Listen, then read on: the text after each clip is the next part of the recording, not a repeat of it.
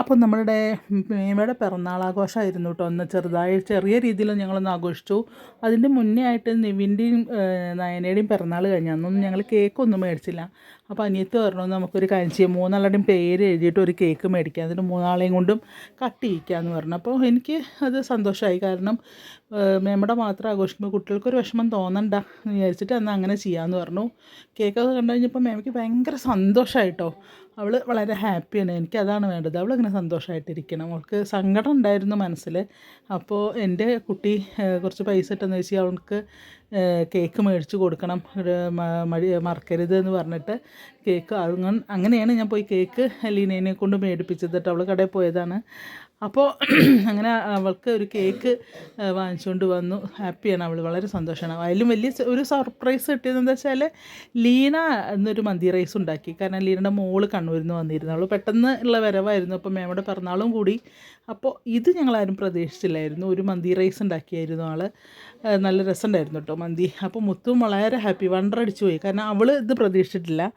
വീട്ടിൽ സാധാരണ ചോറും കറികളൊക്കെ ഉണ്ടാക്കി വെച്ചിട്ടുണ്ടായിരുന്നു ഷീന. പക്ഷേ ഇത് ആരും പ്രതീക്ഷിച്ചിട്ടുണ്ടായിരുന്നില്ല. അത് മുത്തിനൊരു സർപ്രൈസ് കൊടുത്തതായിരുന്നു. അങ്ങനെ ഇപ്രാവശ്യത്തെ പിറന്നാൾ അവൾ വിചാരിച്ചതിനെക്കാട്ടിലും നന്നാക്കി. കേക്കൊക്കെ മുറിച്ചു, ഞങ്ങളൊക്കെ ഹാപ്പി ബർത്ത്ഡേ പാടി. ഞാൻ കുട്ടിക്ക് ജന്മദിനം പാടി. സന്തോഷമായി എല്ലാവർക്കും. പിന്നെ മോളുടെ കൂടെ മോളുടെ ഒരു ഫ്രണ്ടും ഉണ്ടായിരുന്നു, ശ്രീകുട്ടി പറയും. ഒരു രണ്ടുപേരും കൂടിയാണ് വന്നത്. രാവിലെ എത്തി. ഇനിയിപ്പോൾ പോകുമ്പോൾ തന്നെ തിരിച്ചു പോവുകയും ചെയ്യണം. അങ്ങനെ കേക്കൊക്കെ മുറിച്ച് എല്ലാവരും പരസ്പരം അങ്ങോട്ടും ഇങ്ങോട്ടൊക്കെ ഷെയർ ചെയ്ത്. മോനാണ്, അവൻ്റെയും പിറന്നാൾ കഴിഞ്ഞപ്പോൾ അവൻ്റെ കഴിഞ്ഞ ആഴ്ചയായിരുന്നു. അപ്പോൾ ബർത്ത്ഡേ ഒന്നും ആഘോഷിച്ചില്ല മോളുടെയും. അപ്പോൾ മൂന്നാളും കൂടെ കേക്കൊക്കെ മുറിച്ച് എല്ലാവരും കൂടെ കൂടി വളരെ സന്തോഷം. ഞങ്ങൾ രണ്ട് ഫാമിലിയും ആകുമ്പോൾ വളരെ ഹാപ്പിയാണ്. എല്ലാവരും അങ്ങോട്ടും ഇങ്ങോട്ടൊക്കെ കേക്കൊക്കെ കൊടുത്തു. എല്ലാവരും ഓരോരുത്തരായിട്ട് വന്നിട്ട് അവരുടെ സന്തോഷത്തിൽ പങ്ക് ചേർന്നു. Thank you Nidhu. ഇന്ന് നിധുവാണ് ഞങ്ങളുടെ മുത്തിൻ്റെ പിറന്നാളിൻ്റെ കേക്ക് സ്പോൺസർ ചെയ്തത് കേട്ടോ. അപ്പോൾ നിധുവിന് ഒരുപാട് താങ്ക്സ്. അല്ലെങ്കിൽ ആകെ പ്രശ്നമായിരുന്നു, സങ്കടം വന്നേനെ കുട്ടിക്ക്.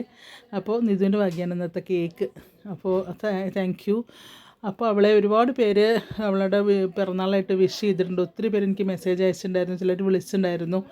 അവൾക്ക് അത്രയും മതി, അവളുടെ സന്തോഷം അതാണ്. അതിൽ കൂടുതലായിട്ടൊന്നും വേണ്ട അവൾക്ക്.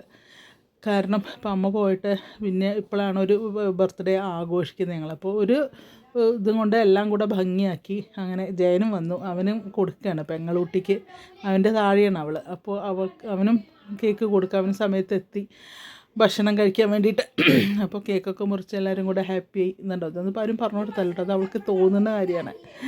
അങ്ങനെ അവനും അവൻ്റെ മകനും മകൾക്കും ഒക്കെ കേക്ക് ഷെയർ ചെയ്തു. ഇതാ നിൽക്കുന്ന കുട്ടിയാണ് മറ്റേ ചിനുമോളുടെ ഫ്രണ്ട്. അതുപോലെ ഷീനയും എല്ലാവരും കൊടുത്തു. ഇനി പിന്നെ കേക്ക് കൊടുക്കാനുള്ളത് ഞാനാണ്. അപ്പോൾ ഇനി എൻ്റെ ഊഴായി. ഞാൻ കേക്ക് മുറിച്ച് എല്ലാവർക്കും ഇതുപോലെ കുട്ടികൾക്ക് എല്ലാവർക്കും കൊടുത്തു. മൂന്നാൾക്കും മാത്രമല്ല, ചിന്നുമോൾക്കും ശ്രീമോൾക്കും ഒക്കെ ഞാൻ കൊടുത്തു. കാരണം ഒക്കെ എൻ്റെ കുട്ടികൾ തന്നെയല്ലേ. അപ്പോൾ എല്ലാവർക്കും മുത്തിനും ഒക്കെ കേക്ക് ഞാൻ മുറിച്ച് കൊടുത്തു. എല്ലാവരും നമ്മളെ കുട്ടികൾ തന്നെയാണ്. അപ്പോൾ എല്ലാവരും ആഘോഷിക്കട്ടെ, സന്തോഷം. അതിൽ കൂടുതൽ എന്താ വേണ്ടത്? നമ്മൾ ഇന്ന് ഏറ്റവും കൂടുതൽ സന്തോഷിക്കേണ്ട ദിവസമാണ്. കാരണം അവൾക്കും അതാണ് ഇഷ്ടം. എല്ലാവരും ഇങ്ങനെ ഹാപ്പി ആയിട്ടിരിക്കുക, ഇങ്ങനെ കിട്ടുന്നതെന്ന് എല്ലാവരും കൂടെ ഷെയർ ചെയ്യുക, ഒന്നിച്ചിരുന്ന് കഴിക്കുക, ഭക്ഷണം കഴിക്കുക, അതൊക്കെയാണ് അവളുടെ സന്തോഷം. ചിന്നുമോളാണ്. അവളൊക്കെ അങ്ങനെ ഫോട്ടോസിൽ വന്ന് നിൽക്കില്ല ആൾ. അപ്പോൾ അങ്ങനെ എന്തിപ്പോൾ ചിഞ്ചുവാണ് ഫോട്ടോ എടുത്തത്, അതുകൊണ്ടാണ് ഇപ്പോൾ അവളെ നിന്ന് കൊടുത്തത് തന്നെ ശ്രീമോള്. അപ്പോൾ എല്ലാവരും ഹാപ്പിയാണ്, എല്ലാവർക്കും സന്തോഷമായി കേട്ടോ. ഇനി അടുത്തത് ഭക്ഷണത്തിലേക്കുള്ള പിന്നെ ഇതിലാ കടന്നിരിക്കുകയാണ്.